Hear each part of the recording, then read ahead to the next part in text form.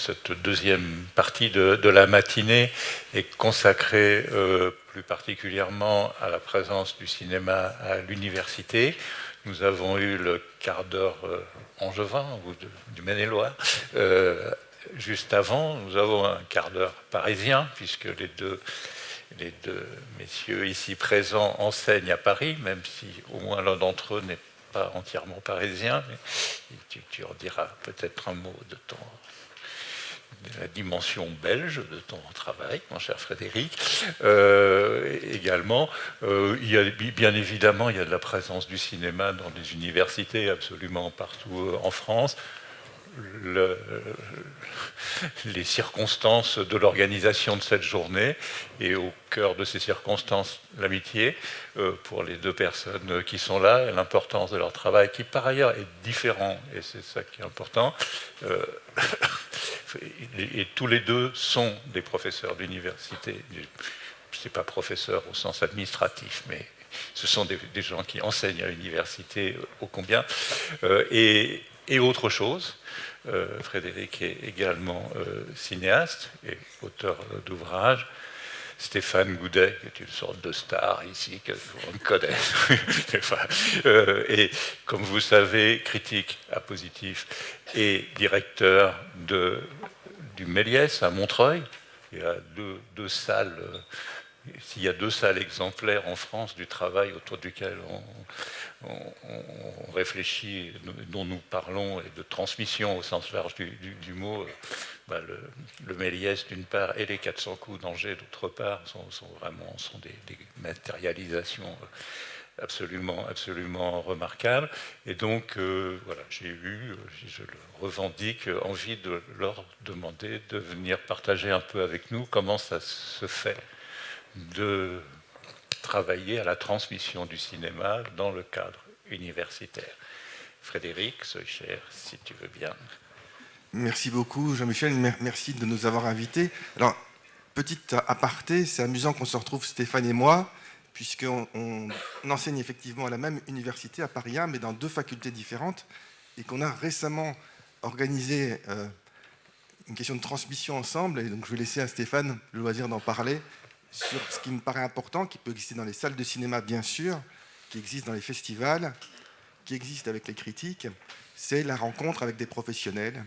Et donc, comment on peut faire rencontrer des cinéastes ou différents types de personnes qui travaillent dans le cinéma, des institutionnels, par exemple, comme les responsables du CNC, qui sont aussi invités régulièrement pour rencontrer les étudiants. Et comment ça participe aussi de cette forme de transmission. Et c'est pour ça que je suis très heureux que dans ce colloque, appelons-le ainsi, qui nous réunit aujourd'hui, il y ait ces différents aspects qui soient abordés, c'est-à-dire à la fois la question des critiques de cinéma, qui participent bien sûr en premier chef à la question de la transmission sur l'actualité cinématographique, mais aussi sur l'histoire du cinéma. Et je pense que c'est très important d'associer la question de la critique de cinéma quand on parle de transmission, que bien sûr la transmission elle passe, et Stéphane est bien placé pour le savoir, à travers les salles de cinéma, donc non seulement à travers l'actualité cinématographique là encore, mais à travers les rencontres qui peuvent se faire, et parfois aussi à travers des cycles ou des séances spéciales qui sont organisées, et que ça passe bien sûr aussi, nous sommes bien placés ici pour le savoir, par les festivals qui sont un lieu de transmission aussi, là encore, du cinéma contemporain, mais parfois avec des coups de projecteur sur l'histoire du cinéma. Et donc, d'un côté, il y a l'enseignement du cinéma au sens large, et puis de l'autre côté, il y a la transmission du cinéma qui, à mon avis, est complémentaire dans ces différentes activités, critiques, festivals, salles, enseignement. Et donc, il ne s'agit surtout pas de nous opposer, mais au contraire de nous réunir et de voir à quel point on peut, je pense, être les uns et les autres complémentaires. Alors, quand on parle de complémentarité, Karl Desbarats avait évoqué tout à l'heure un livre qui me paraît très important, effectivement, sur l'enseignement du cinéma, qui est, je l'ai ici, je l'ai pris avec moi, c'est l'hypothèse cinéma d'Alain Dargalas, et la première édition, qui est sortie en 2000. Et il y a des passerelles qui se font ainsi. On ne se connaissait pas encore, Jean-Michel, personnellement, à l'époque, quand le livre est sorti. Et donc, j'avais lu un article dans Le Monde, où Jean-Michel écrivait à l'époque, sur ce livre, qui m'a donné envie de le lire. Et je pense que c'est là où il y a toute une série d'interactions qui peuvent exister. Si je parle du livre d'Alain Bergala, L'hypothèse cinéma, que je vous recommande à toutes et tous, c'est aussi parce qu'il pose une autre question, ce livre, celui de l'enseignement du cinéma, celui de la transmission, mais celui de à quel niveau on se situe dans la transmission. Et c'est ça qui est intéressant ici aussi, dans ce qui nous réunit les uns et les autres, c'est que Stéphane et moi, on enseigne à l'université, il y a des enseignants au collège, au lycée, il y a des personnes qui accompagnent les films dans différents types de séances. Et encore une fois, je pense que rien ne doit nous opposer, mais au contraire voir ce qui peut nous réunir. Et ce qui m'a particulièrement frappé dans le livre d'Alain Bergala, dès l'époque où je l'avais lu en 2000, c'était tout ce qu'il évoquait en termes d'enseignement de la pratique du cinéma. Et dès le plus jeune âge, c'est-à-dire il ne fallait pas attendre d'être à l'université ou dans une école de cinéma après bac, mais que dès l'enfance, il y avait cette question de la pratique qui se posait. Et donc, comment elle se pose, cette question de la pratique du cinéma? Comment ne pas être inhibé par la technique et se poser la vraie question, c'est aussi Carole qui l'avait rappelé, qui est la question du point de vue. Donc, comment est-ce qu'on a un point de vue quand on veut raconter une histoire à travers une approche filmique? Et cette question du point de vue, elle peut se poser à toutes les étapes de l'enseignement et aussi comme spectateur, de voir comment on a son point de vue de spectateur par rapport à une offre que propose un film, une proposition de cinéma. Et donc je pense que c'est passionnant ce livre de voir comment encore aujourd'hui, il me semble tout à fait d'actualité et faire écho à nos réflexions. Alors, si on parle de l'enseignement du cinéma dans le supérieur, il y a une première question polémique qui se pose, mais je ne vais pas m'attarder là-dessus, mais qui est quand même une question qu'il faut avoir en tête, c'est la distinction qui existe entre, d'un côté, les écoles de cinéma, alors je mets à part la FEMIS, qui est une grande école de cinéma publique, comme tout le monde le sait, mais je parle des écoles privées, qui pour certaines d'entre elles sont très intéressantes, avec des enseignements qui peuvent être tout à fait pertinents, mais qui posent une question très simple, qui est celle de l'accès à ces écoles en termes de budget. Puisque dans les écoles privées qui enseignent le cinéma, la plupart de ces écoles ont un droit d'entrée d'environ 10 000 € par étudiant et par an. Ce n'est pas le cas à l'université publique. Et donc, il y a une vraie question qui se pose aujourd'hui en termes de politique sur le soutien à l'enseignement public du cinéma, qui passe par la FEMIS. Mais la FEMIS est une exception, puisque, d'un strict point de vue statistique, si on voit l'ensemble des étudiants dans le supérieur qui suivent des cours de cinéma, évidemment, c'est une toute petite proportion qui est privilégiée à la FEMIS. C'est très bien que ça existe, mais ça ne peut pas être généralisé à l'ensemble de la France et à l'ensemble des étudiants. Et donc se pose la question de est-ce que le cinéma est accessible à toutes et tous, ou est-ce que c'est uniquement accessible aux personnes qui ont les moyens ou qui ont des parents qui ont les moyens de payer un droit d'entrée dans les écoles privées. Ce n'est pas pour ça que ce qui se passe dans l'université est meilleur ou moins bien, je vais y revenir, mais il y a quand même ce préambule qu'il faut avoir en tête. Parce que je pense que quand on parle d'enseignement, il faut que, en tout cas c'est le point de vue que je défends et que j'espère on est une majorité ici à partager, c'est que ce soit un enseignement, une transmission accessible à toutes et à tous, et pas en fonction des moyens financiers que l'on a, comme c'est le cas dans d'autres pays.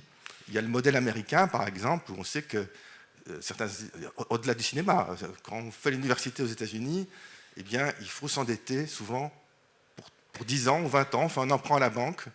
Et ça coûte très cher, ça coûte 40 000 € pour suivre un cours une année à l'université américaine. C'est une université formidable par ailleurs, mais c'est un autre modèle qui n'est pas en tout cas celui que je défends en termes d'écosystème d'enseignement. Au-delà de cet aspect financier, la question qui se pose est aussi, dans l'enseignement supérieur, celle de enseigner quoi? Pour qui? Carole disait d'où je m'exprime et vers qui je m'exprime.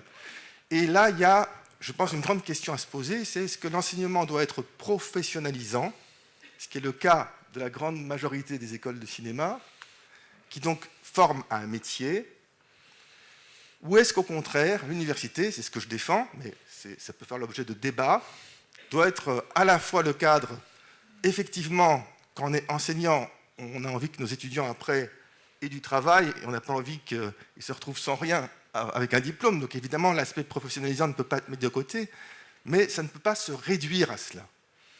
Il est très important, je pense, et ça a été dit par d'autres intervenants, que la question de la pensée critique, apprendre à penser par soi-même, et donc avoir des outils qui ne sont pas uniquement destinés à faire un métier, soient transmis. Et c'est pourquoi, à l'université, plus que dans les écoles de cinéma, alors je généralise évidemment, on peut voir cas par cas ce qui se passe, ce n'est pas le cas dans toutes les universités, ce n'est pas le cas dans toutes les écoles, mais plus à l'université quand même, globalement, il y a à la fois des cours théoriques et des cours pratiques.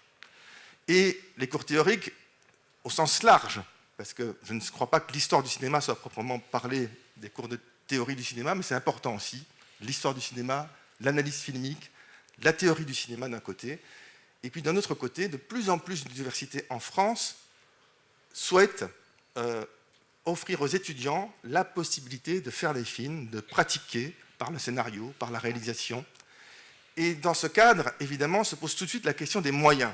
Donc on retourne à la question école privée, université publique.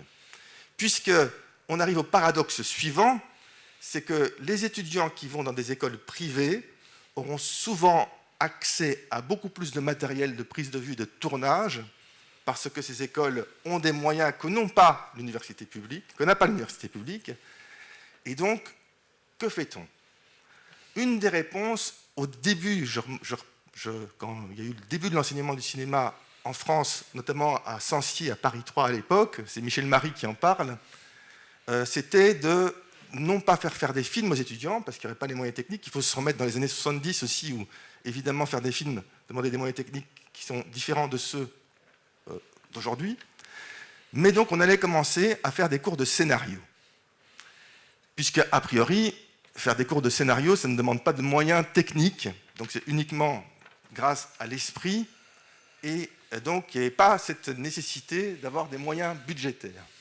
Mais les cours de scénario eux-mêmes, premier point que je voudrais aborder, il y en a 3, posent des questions sur quel cours de scénario.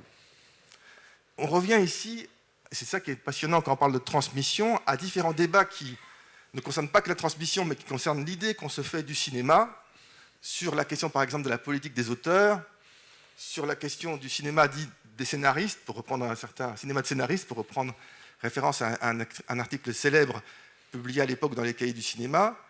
Et donc, ce que je perçois, moi, ce que je vois comme enseignement du scénario, très souvent, à mon avis, est une dérive qui veut faire croire aux étudiants qu'en lisant certains manuels de scénario, américains ou français d'ailleurs, les plus connus américains, c'est John Truby, par exemple, l'anatomie du scénario, ou Story de McKee, eh bien, on va avoir les clés de ce que doit être un film, de comment il faut raconter une histoire. Le problème de ces manuels, à mon avis, il est double. Le premier, c'est qu'ils font tous, sans exception, abstraction de la mise en scène, alors que j'ai la faiblesse de penser que l'écriture filmique concerne évidemment le scénario, mais aussi la mise en scène, et que c'est les deux ensemble réunis, conjugués, qui feront l'intérêt ou pas d'un film. Et donc on peut avoir un très bon scénario s'il est mal réalisé. On peut le voir avec certains remakes, par exemple. Eh bien, on verra que l'intérêt n'est pas forcément le même d'un point de vue esthétique, d'un point de vue cinématographique. Et le deuxième grand écueil de ces manuels, c'est qu'ils sont dogmatiques. C'est-à-dire qu'ils disent comment il faut concevoir un film. Alors ça marche dans certains cas de figure. Il y a certains films qui répondent parfaitement aux critères de ces manuels, mais il y a aussi beaucoup de films qui ne correspondent pas à ces critères et qui, en tout cas d'après les critiques, d'après les festivals, d'après la reconnaissance qu'on peut voir sur le long terme dans l'histoire du cinéma, restent néanmoins des films pertinents d'un point de vue artistique. Et donc, à mon avis, c'est une erreur de concevoir l'apprentissage du scénario sous forme de manuel et de règles intangibles, une fois pour toutes, pour tous les films indifféremment. La deuxième question qui se pose, et je suis très heureux que Nicolas Philibert soit dans la salle, on sera bientôt rejoint par Claire Simon aussi, c'est la question du documentaire. Car je pense que le documentaire est un point central pour la transmission. Carole Desbarras disait d'où est-ce qu'on vient. J'étais étudiant moi-même à l'INSAS en Belgique. Et à l'INSAS en Belgique, le premier, donc qui est l'équivalent de la FEMIS là-bas, tous les étudiants en la section réalisation devaient commencer par faire un documentaire, y compris s'ils voulaient ensuite faire de la fiction. Pourquoi ? Eh bien, pour aiguiser son regard, pour avoir un point de vue sur le réel. Et donc, c'est la grande différence, évidemment, qu'il y a entre le reportage journalistique et un film de cinéaste documentaire. Et donc, je pense que c'est très important, puisqu'on a peu de moyens à l'université, et parce que pédagogiquement, ça me paraît totalement pertinent, de commencer à faire aux étudiants des films documentaires, de voir des documentaires, de voir comment un documentaire peut être porté par le regard d'un cinéaste, et ensuite d'essayer qu'eux-mêmes s'affirment filmiquement à travers leur propre point de vue.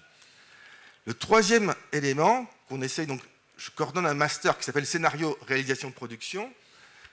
La production, l'économie du cinéma me semble également indispensable à connaître quand on fait des études, et c'est là où, évidemment, Stéphane aura plein de choses à vous raconter, puisqu'il est dans l'économie du cinéma, lui, en tant qu'exploitant, mais aussi à travers le master qu'il dirige à Paris 1, dans l'autre faculté.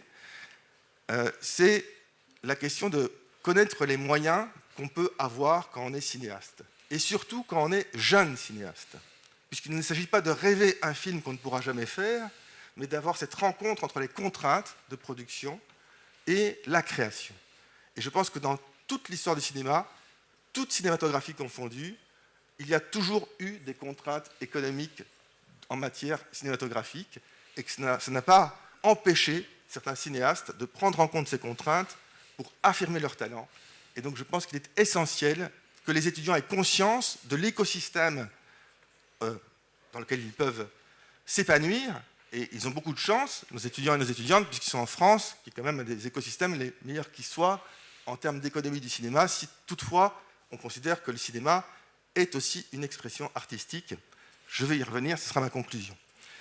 Donc, à l'Université de Paris 1, dans l'enseignement supérieur, comment conjuguer théorie et pratique du cinéma avec les moyens de l'université, comment déjouer les poncifs qui peuvent exister au niveau du scénario, et aussi faire un travail d'accompagnement des films des étudiants. La spécificité du master que je coordonne est que pour pallier au manque financier de l'université, nous faisons depuis 20 ans maintenant des partenariats avec l'extérieur. Le partenariat qu'on a cette année, par exemple, c'est avec France 2, qui préachète un certain nombre de films d'étudiants qui seront diffusés sur France 2 dans l'émission Histoire courte, donc qui le dimanche soir à minuit, mais même le dimanche soir à minuit, ça fait quand même un certain nombre de spectateurs qui verront le film. Et ce qui est très important aussi, en tout cas c'est ce qu'on défend, c'est que les films ne soient pas des films uniquement des films estampillés étudiants, mais qui puissent rencontrer des spectateurs en dehors de l'université. Et donc on a un partenariat avec France 2 d'un côté, avec le Centre Pompidou de l'autre. Et le Centre Pompidou vient de fermer pour travaux, mais jusqu'à l'an dernier, on projetait les films au Centre Pompidou, et donc il y avait des spectateurs qui pouvaient aussi venir les voir en salle. Dans la question de l'université, il y a l'enseignement supérieur dès après le bac, mais il y a aussi, plus loin encore, la question de la thèse qui peut se poser. Et il y a aujourd'hui en France un certain nombre d'enseignants qui défendent l'idée qu'on peut faire des thèses qui s'intitulent « Recherche-création » et qui donc réunissent ces thèses à la fois une approche réflexive sur le cinéma, d'analyse, et en même temps une pratique de création, qui peut être un film, qui peut être un scénario. Et donc il y a de plus en plus, c'est le cas avec Antoine Debec par exemple à l'École normale supérieure, c'est le cas dans différentes universités, de possibilités qui existent dans ce domaine, qui évidemment reposent une nouvelle fois la question des moyens financiers, puisque si un étudiant peut faire une thèse de doctorat avec un film, ce n'est pas l'université qui va pour autant lui financer bien sûr la réalisation de ce film. À ce propos, pour ceux que ça intéresse, un livre auquel Claire Simon avait participé, Jean-Michel aussi, Alain Bergala, pour citer les personnes qui étaient ici présentes ou qui devraient l'être, qui s'appelle « Cinéma à l'université, le regard et le geste », est sorti, coordonné avec Serge Le Perron, en 2020 aux Impressions Nouvelles, et qui pose notamment cette question de comment... oui, il est là. Merci Jean-Michel. Comment donc concevoir des thèses sous forme de création à l'université. Je terminerai, ce sera ma conclusion, sur, puisque Jean-Michel a eu la gentillesse de rappeler que je suis également cinéaste, et comme cinéaste, comme beaucoup de cinéastes, on participe, certains à la SRF, d'autres à l'ARP, enfin, on a des activités aussi qui nous réunissent entre réalisateurs et réalisatrices. Et hier, j'étais au conseil d'administration de l'ARP, donc qui est l'association des auteurs, réalisateurs, producteurs. Et il y a un cri d'alarme qui est lancé et qui, à mon avis, va faire beaucoup de bruit dans les semaines et les mois qui viennent. C'est ce qui se passe actuellement au niveau de la Commission européenne. Alors vous allez me dire, quel est le rapport entre la transmission et la Commission européenne? Je pense que Stéphane va tout de suite comprendre le rapport, parce que ça pose la question du plan média, et donc des soutiens financiers qui existent au niveau de l'Europe, entre autres pour les festivals et pour les salles de cinéma qui diffusent des films européens. Donc on est ici à Angers, dans un festival des premiers et seconds longs métrages de films européens. Donc c'est le président d'Europa Cinéma. Et qui est le président d'Europa Cinéma. Et donc il y a un premier élément factuel qui pose question, c'est que jusqu'ici, les programmes pour l'audiovisuel et le cinéma média et Eurocréative étaient reliés à la culture. Et en tant que résident en France, on peut concevoir effectivement que le cinéma appartient au domaine de la culture. Eh bien, ça a été changé avec la nouvelle commission, puisque dorénavant, le programme média et Eurocréative est rattaché au marché intérieur, c'est-à-dire aux industries.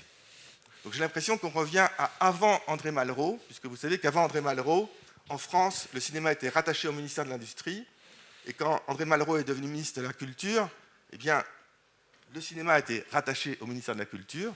Alors ça peut paraître anecdotique, mais ça ne l'est pas du tout. Parce que si on considère le cinéma comme une industrie comme les autres, eh bien, ça peut avoir toute une série de conséquences qui peuvent aller jusqu'à remettre en question l'écosystème français. Et c'est le débat sur l'exception culturelle, sur lequel je ne vais pas m'étendre, mais qui peut être remis en cause par ce biais. Donc je pense qu'il va y avoir beaucoup d'associations professionnelles de cinéastes français et on l'espère européens qui vont réagir face à ce danger qui est réel. L'autre danger réel, c'est qu'on ne sait pas comment le budget de médias va être réparti entre le cinéma et d'autres formes, comme par exemple les développements de l'intelligence artificielle ou les médias qui rentrent dans le même budget maintenant, nouvellement, de médias. Et donc il y a des arbitrages qui doivent intervenir très prochainement. Et si on n'est pas vigilant, eh bien, ça peut avoir toute une série de conséquences, jusqu'à, y compris, les moyens pour l'enseignement et la transmission du cinéma. C'est pour ça que je l'abordais ici. Merci. Merci Frédéric. Et merci d'avoir ouvert ce large éventail de la formation de quelques futurs réalisateurs, on l'espère, à ces enjeux à l'échelle du continent qui sont tout aussi pertinents. Stéphane? Alors oui, effectivement, l'éventail était très large, parce que du coup, tu es allé jusqu'à la thèse et tu es allé jusqu'à l'Europe, et implicitement dans le face-à-face avec Donald Trump, qui vient effectivement d'annoncer massivement le développement de l'intelligence artificielle. Moi, je souhaite revenir au détail. Le détail, pour moi, c'est que je me disais, tiens, la notion de ricochet qui est développée dans les textes, pour moi, elle a à voir aussi avec une autre notion qu'on aurait pu développer tout autant, qui est la notion d'étincelle.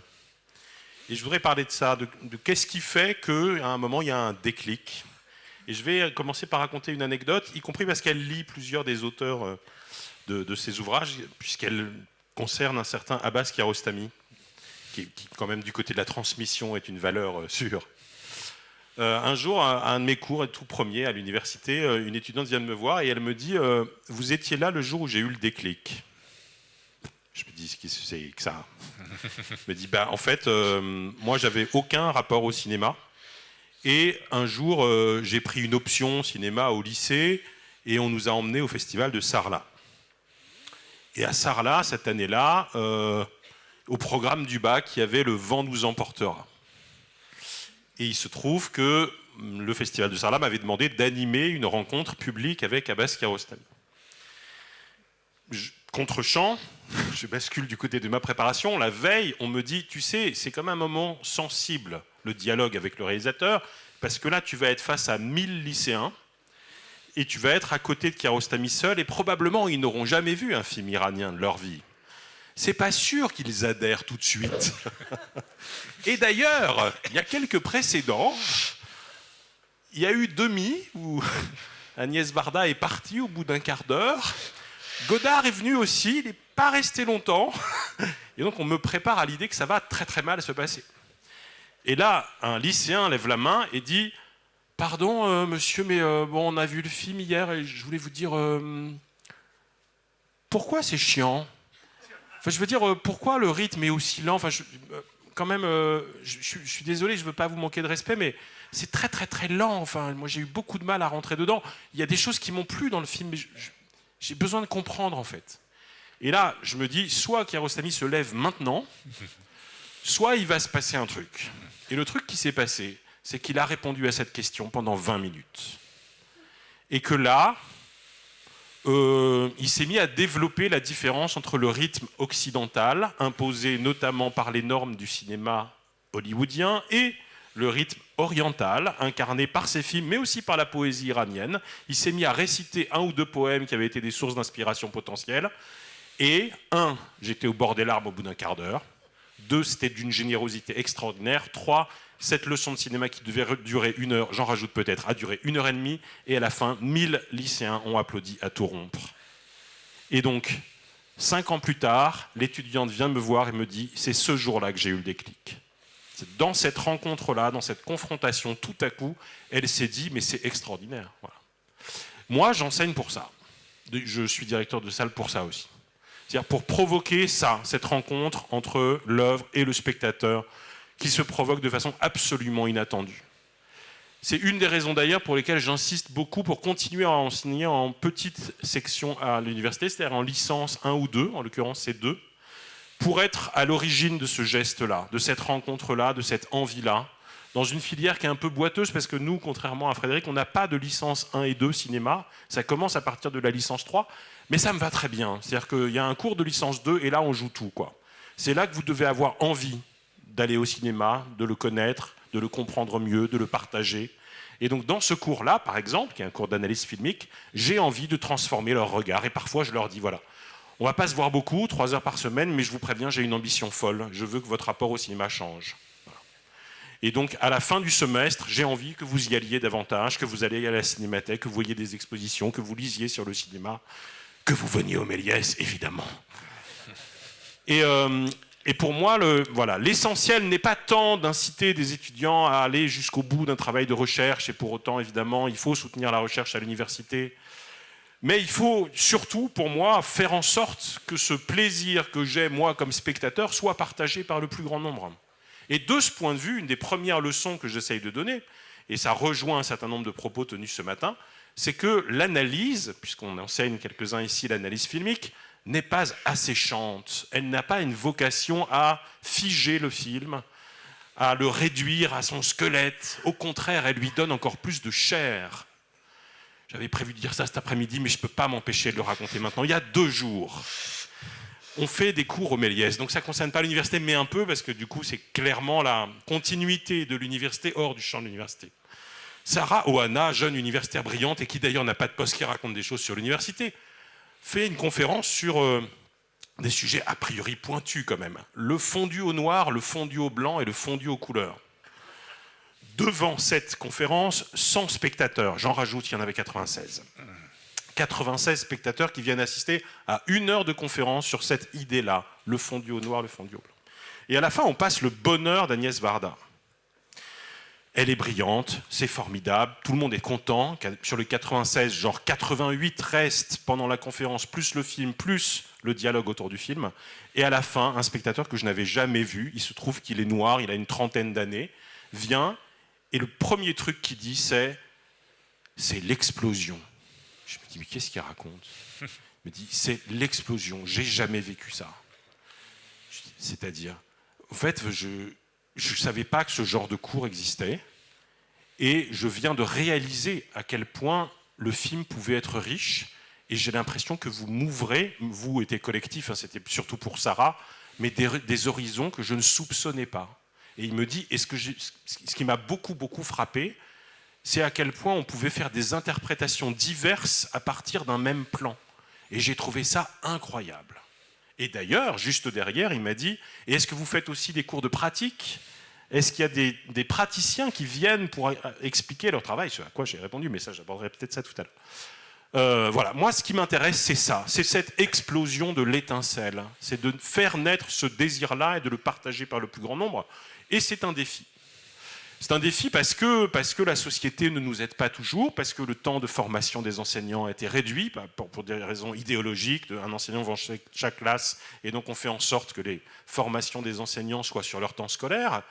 Parce que je pense que le politique n'a pas toujours intérêt à développer l'éducation. C'est une vraie question politique qu'il faut à un moment poser. Voilà. Est-ce qu'on a envie de conscience critique? Est-ce qu'on a envie de développer l'esprit critique? Moi, je pense que l'analyse filmique, par exemple, elle sert dans la vie quotidienne. Et je pose très régulièrement des questions qui ont trait au traitement médiatique. Voilà. J'en ai posé une, par exemple, sur Facebook ce matin. Je vous la divulgue parce qu'elle est totalement provocatrice et qu'elle va faire jaser, mais tant pis. Voilà. Ça m'intéresse d'analyser des images sur lesquelles on s'arrête. Voilà. Est-ce qu'on peut avoir une autre lecture du bras tendu d'Elon Musk qu'une lecture comme un hommage à un geste fasciste et nazi? Est-ce qu'il y a effectivement une pluralité de lectures possibles à ce geste-là? Quels sont les éléments de contexte qui permettent de l'analyser? A contrario, je dis ça là aussi de façon très ouverte, mais est-ce qu'il y avait plusieurs lectures possibles des mains rouges appliquées sur les vitres de Sciences Po? Est-ce qu'effectivement il y avait une lecture possible? Et dans ce cas-là, très politique aussi.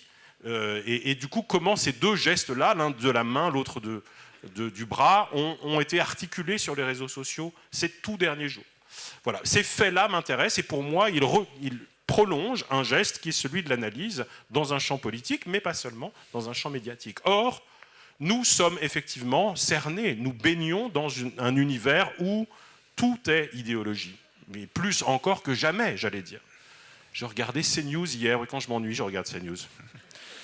Voilà. Et on expliquait qu'il faudrait quand même peut-être s'attaquer à cette gabegie de l'argent public dans le champ culturel et de l'information.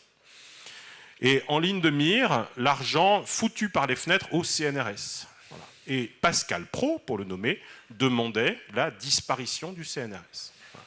Pourquoi est-ce que nos impôts servent à financer des gauchistes? Parenthèse, ce sont les mêmes arguments qui sont exploités pour diminuer de 72% les subventions régionales dans les Pays de la Loire. Pourquoi donner de l'argent à des gens qui ne font qu'un travail qui finit par nous critiquer, nous? Et donc, est-ce que le politique a intérêt au développement de la formation? Est-ce qu'il a intérêt au développement de l'esprit critique? Ça n'est pas certain. Bon, je reviens plus concrètement sur le travail que nous faisons. On essaye effectivement de rester connecté, mais je pourrais revenir à des enjeux sur le rapport à l'idéologie et à la sphère contemporaine, qui sont intéressants, y compris sur ce que nous amènent les étudiants, la façon dont ils ont changé notre regard sur les films. Est-ce que je donne les mêmes cours d'analyse filmique qu'il y a 10 ans? Probablement pas. Probablement que ce qui revient du terrain, ce qui revient de la société, la porte n'est pas fermée à la société, je dis ça par allusion avec une audition récente à l'Assemblée nationale. Non, la société, elle s'infiltre et elle passe par le regard singulier des enfants ou des adultes, dont on a vu encore tout à l'heure l'intelligence et la sensibilité.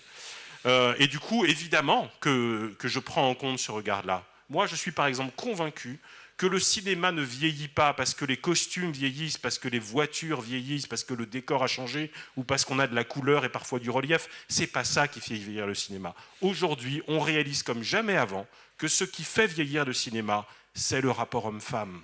C'est hallucinant, c'est hallucinant. Revoyons un certain nombre de grands classiques. Il y a des films qui aujourd'hui sont irregardables, irregardables, parce que tout à coup, au milieu, de fait, il y a l'éloge du viol. De fait, si on n'est pas conscient de ça, et nos étudiants en sont infiniment plus conscients que n'importe qui. N'importe qui. Regardez, je ne sais pas, Autant on emporte le vent, dont on a beaucoup parlé sous l'angle, là, précisément de la représentation des minorités noires, etc., du rapport à l'histoire. Oui, mais il y a une autre question. Vraiment, il y a un geste, on défonce une porte, la femme est violée, et au lendemain, elle sourit. Clairement, c'est un éloge du viol. Bon, eh ben on peut interroger ça, on peut se dire « Ah ma merde, on n'avait pas vu ça venir ». Voilà, c'était là, on ne le voyait pas, et tout à coup, y compris la nouvelle génération, nous permet d'avoir un autre regard sur ces œuvres-là, et nous devons évidemment en tenir compte. Et je ne développerai pas l'exemple du dernier tango à Paris, ça n'est pas le lieu. Bon, je reviens sur la question de la porosité avec les milieux du cinéma. Nous avons effectivement mis en place avec Frédéric, en conjonction entre les deux UFR, celui rattaché à l'histoire de l'art dans lequel je suis et celui rattaché à l'esthétique et à la pratique, que Frédéric dirige, un cycle autour de la distribution cinématographique avec une idée, Claire Vassé était aussi dans la boucle, qui est qu'on n'allait pas simplement interroger des distributeurs, mais on allait interroger des distributeurs, des réalisateurs et des producteurs. Voilà, pour savoir comment ils travaillaient ensemble, qu'est-ce que c'est qu'un collectif de cinéma, comment effectivement un réalisateur pouvait faire confiance à un distributeur, qu'est-ce qu'il lui déléguait, qu'est-ce qu'il faisait. Ça donnera lieu à un livre prochainement, aux Impressions Nouvelles. Et c'est un livre extrêmement riche. Moi, je suis très content de ces entretiens avec Olivier Assayas, Arthur Harari, Rebecca Zlotowski. Il y a 6 ou 7 cinéastes comme ça avec leur distribution, donc Ad Vitam, Le Pacte, Pyramide, etc. Emmanuel Mouret, enfin, j'en oublie évidemment, Valérie Donzelli, voilà. Et pour moi, ça permet évidemment de dire aux étudiants à quel point en fait il faut travailler dans cet esprit collectif, à quel point il y a une interdépendance des métiers du cinéma et qui du coup traverse aussi le champ universitaire pour qu'il ne soit pas une forteresse coupée entièrement des enjeux du métier. Or, ça a d'autant plus de sens dans le cadre. Ah oui, vous avez en exclusivité la couverture virtuelle, qui n'a pas encore été approuvée. Je n'ai pas dit à Frédéric que j'envoyais la version provisoire, mais voilà le casting. Merci Jean-Michel. Et pour nous, qui avons donc une filière et un master professionnalisant qui s'appelle Digital Media Cinéma, que je co-dirige avec Nicolas Brigot, Robert de Playtime, il y a un vrai enjeu à être en connexion permanente avec ces métiers tels qu'ils se pratiquent, y compris dans cette logique d'alliance pour essayer de faire le meilleur du cinéma. Et dans cette même optique, là pour le coup c'est avec les licences 3 et Master 1 et 2, j'organise aussi un jeu de regard sur des films en cours. On a mis en place une espèce comment dire ça, de filiation, non pas de filiation, c'est pas le bon mot, de partenariat, avec un producteur qui s'appelle Co-Production Office, Philippe Bobert, qui montre à nos étudiants des films en cours de montage. 3 à 4 par an, voilà. Par exemple, je cite cet exemple-là, on a vu par exemple les films de Jessica Hausner dans des versions différentes, mais on a aussi vu les 2 derniers films d'un certain Ruben Östlund.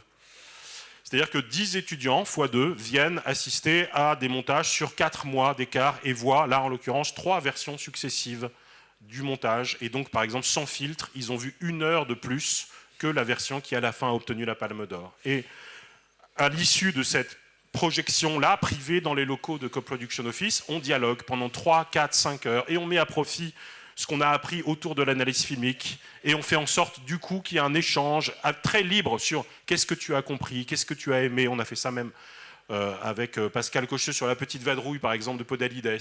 Et c'est quelque chose que j'ai vraiment envie de développer pour faire en sorte d'abattre cette espèce de frontière artificielle entre la transmission et la fabrication. Je pourrais d'ailleurs parler du versant de cet abattement de frontières du côté des salles de cinéma.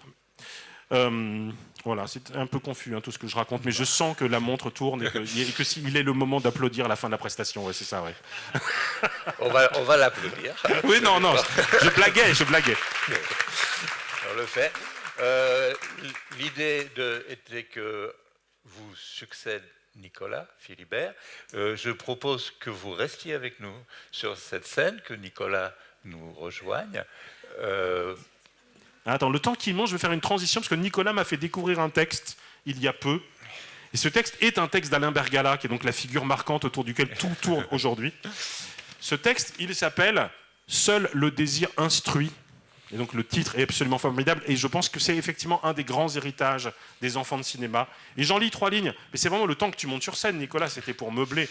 Mais non, tu veux des applaudissements maintenant, pendant que tu montes. Ça me semble totalement mérité. Non, j'en lis un court extrait parce qu'il est vraiment fort. L'art, cela ne s'enseigne pas, cela se rencontre. Cela s'expérimente, cela se transmet par d'autres voies que le discours du seul savoir, et parfois même sans discours du tout. Et l'école est aujourd'hui, pour un grand nombre d'enfants qui ne sont pas des héritiers au sens de Bourdieu, le seul lieu où cette rencontre avec l'art peut se faire. Car aux jeunes d'aujourd'hui, dans leur plus grande majorité, la société civile ne propose déjà plus que des marchandises culturelles vite consommées, vite périmées et socialement obligatoires. Les opposants de l'art à l'école font souvent la fine bouche en proclamant que tout ce qui vient de l'école est entaché d'obligations individuelles. Ils ne parlent jamais de l'obligation à voir les films que nous fabriquent chaque semaine les grands réseaux de distribution et le matraquage médiatique. Si la rencontre du cinéma comme art ne se passe pas à l'école, il y a beaucoup d'enfants pour qui elle risque fort de se passer nulle part. Alors, je voudrais rétablir un point d'histoire malgré tout, puisque c'est moi qui accompagnais Jean-Luc Godard à Sarlat l'année précédente, et il n'était pas du tout parti très vite, et ça s'était extrêmement Je sentais passé. que ça faisait partie de la légende locale. Voilà, et que ça s'était extrêmement passé, et il n'y avait pas que Jean-Luc Godard, il y avait Anne-Marie Miéville également.